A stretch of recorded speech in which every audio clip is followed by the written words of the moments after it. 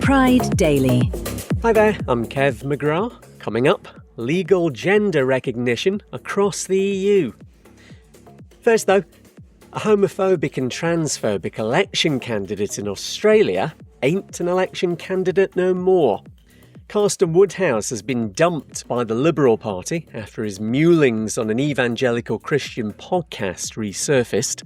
The bigot spoke to Elijah Fire back in 2022. Who knows what demonic realms we've opened up to the world, to ourselves on the earth when you forsake it by accepting homosexuality. Demonic realms, indeed.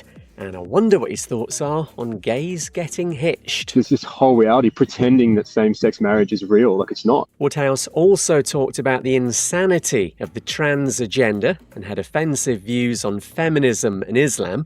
He'd been running an estate election in South Australia, which takes place next week. Pride Daily.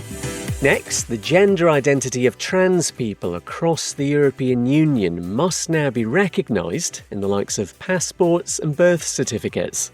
Comes after a ruling from the EU's Court of Justice in the case of a transgender woman from Bulgaria, where courts refused to update her details.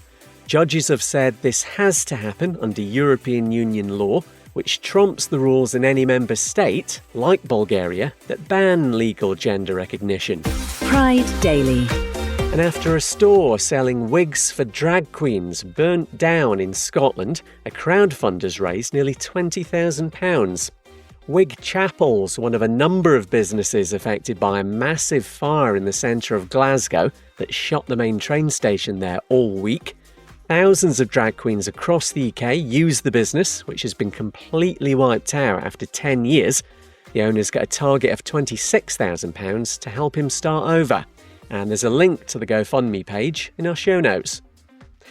No time to tell you that Senegal has now doubled the maximum prison term for gay sex to 10 years. We mentioned this was on the cards last month. A new law classifies homosexuality as an act against nature, alongside bestiality and necrophilia.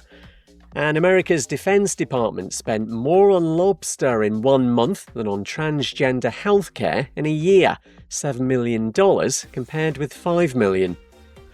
There's more on our socials at Pride Daily Pod, including any breaking news. That's your lot.